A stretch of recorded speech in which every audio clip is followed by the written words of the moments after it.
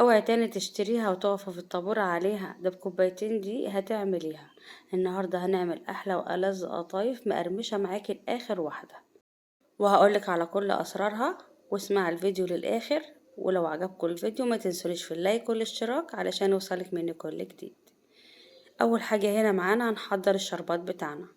الشربات هنا عبارة عن كوباية ونص من السكر،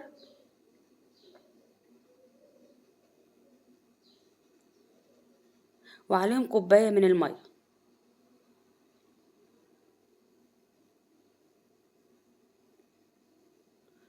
وعصرة ليمونة،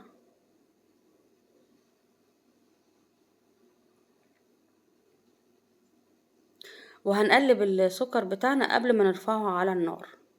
هنقلب من النص علشان مش عايزة حبيبات تيجي على الجوانب، لان الحبيبات لو جت على الجوانب هيسكر منك.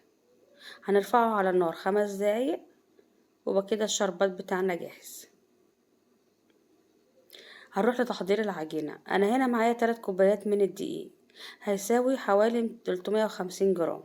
الكوباية اللي هتعايري بيها الدقيق هتعايري بيها المية. وحبيت هنا اعاير معاكم الدقيق علشان محدش يقول الكوباية عاملة ازاي. الكوباية هنا مش هرمية، الكوباية هنا ممسوحة. وهشيل الكوباية دي على جنب. وكده انا معايا كوبايتين من الدقيق.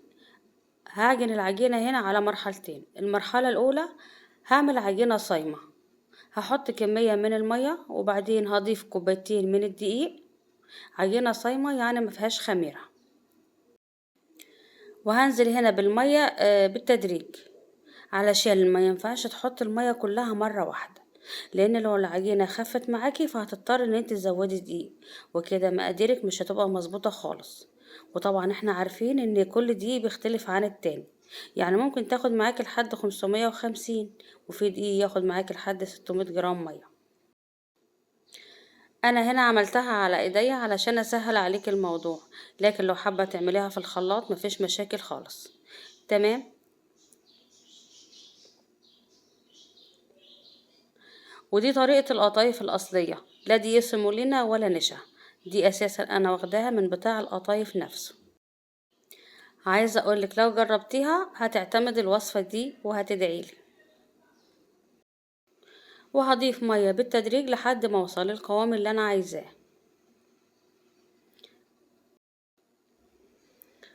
وده القوام بتاعها اللي أنا عايزاها تنزل خيط واحد بالشكل ده. ودي اسمها العجينة الصايمة. هشيلها على جنب وهعجن العجينة التانية. لازم عجينة القطايف تتعجن على مرحلتين علشان تطلع معاكي ناجحة وجميلة ومقرمشة اخر واحدة. انا هنا معايا 5 جرام من الخميرة، ومعايا 20 جرام من السكر او معلقة كبيرة، ومعايا هنا كوباية الدقيق اللي انا شلتها من ال3 كوبايات، يعني انا عملت عجينة صايمة كوبايتين، والكوباية التالتة حطيناها على الخميرة. تمام. يبقى هنا مع كوباية الدقيق حطيت 5 جرام من الخميرة، وحطيت رشة من الملح، وحطيت كمان 20 جرام من السكر او معلقة كبيرة. وبنزل برضو بالمية كده تدريج، مش عايزاك تضيف المية كلها مرة واحدة. تمام.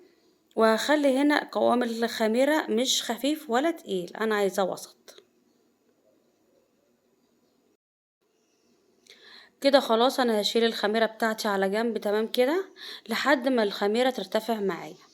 تاخد معاكي نص ساعة ربع ساعة على حسب ما تختمر معاكي الخميرة بتاعتك. تمام. ودي المية اللي اتبقت من ال3 كوبايات، احنا لسه ما كملناش عجين، هنكمل عند الاضافة. انا هنا خلاص بجيب العجينة الصايمة بتاعتي، وبعدين الخميرة اهي، الخميرة بتاعتي شايفين مرتفعة ازاي، بضيفها على العجينة الصايمة.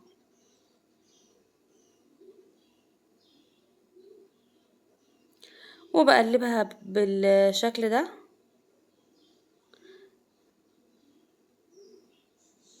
شايفين القوام بتاعها تخين شوية. انا هنا هفضل هزود من ال3 كوبايات بتوعي لحد ما اوصل للقوام اللي انا عايزاه. اتمنى يكون الشرح بتاعي واضح.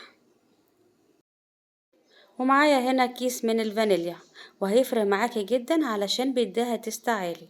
ومعايا 5 جرام من البيكنج باودر. وهسيبلك المقادير في صندوق الوصف علشان لو في حاجة انا ما وضحتهاش هتلاقيها ان شاء الله. وهصفي الخليط بتاعي علشان لو في اي تكتلات. عايزة القوام هنا ناعم جدا، وده القوام اللي انا عايزاه. لو حساها ان هي تخينة طبعا هتزودي من المية اللي اتبقت معايا. دي المية اللي اتبقت معايا بعد ما نعمل التست بتاعنا. لو احتاجت هحط لها، لو ما احتاجتش خلاص. انا هنا كنت حاطه طاسه على النار، وطبعا بعد ما سخنت معايا بعمل طبعا تجربه على العجينه بتاعتي. تمام. لو خدت الكنار بتاعها من تحت يبقى كده العجينه بتاعتي مظبوطه، فمش محتاجه ميه. علشان كده انا بقولك حط الميه بتاعتك بالتدريج. وكده هشتغل فيها على طول من غير تخمير. وده سر من اسرارها علشان الثقوب بتاعتها تطلع رفيعة، مش ثقوب واسعة. تمام. وكمان لازم تكون نارك مظبوطة علشان تديكي الكنار الابيض بتاعك الجميل. كده العجينة بتاعتك مظبوطة 100%. لكن لو مش مظبوطة مش هتطلع معاكي باللون ده ولا الجمال ده. وكمان مش هتطلع معاكي الثقوب بتاعتها رفيعة، هتطلع معاكي ثقوب واسعة.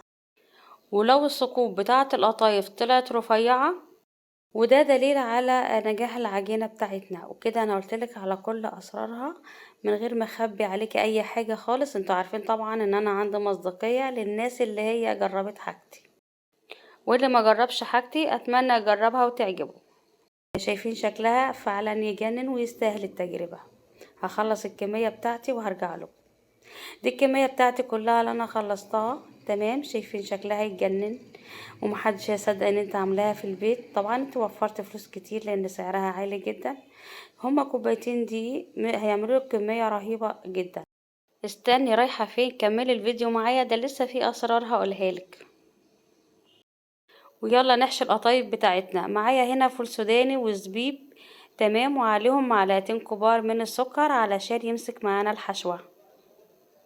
بحشيها بالشكل ده واضغط عليها. وكمان هقولك لو حابة تحتفظي بيها لازم تتشال محشية، ما تنفعش ابدا تشيليها بالشكل ده. لازم تحشي العجينة بتاعتك او القطايف بتاعتك. تمام. وتحطيها في اطباق فل وتغطيها بالاسترتش. او لو مش متوفر عندك هتجيبي اكياس وتحطيها في الكيس وتقفليه كويس جدا، وعند الاستعمال هتطلعي وتاكلي احلى قطايف وتدعيلي. هخلص الكمية وارجع لكم. كده انا خلصت الكمية بتاعتي. شكلها يعني محدش هيصدق ان انت عاملاها في البيت. يلا نحمرها وناكل احلى قطايف مع بعض. طاسة على النار وهنحط الزيت بتاعنا. وهقولك على اهم تركاية ان القطايف بتاعتك لما تيجي تقليها ما تفكش منك، والحشوة ما تخرجش منك برا. وده الشربات اللي احنا عملناه مع بعض. لازم تعمليه قبلها علشان يكون دافي على الاقل او بارد معاكي.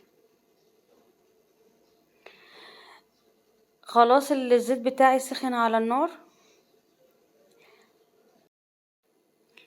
وهنزل هنا بالقطايف بتاعتي.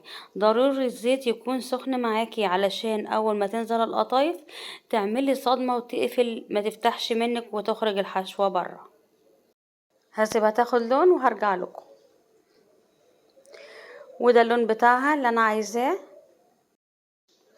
وهحطها في الشربات وهطلعها على طول علشان ما تطراش مني وتفضل معاكي مقرمشة لتاني يوم.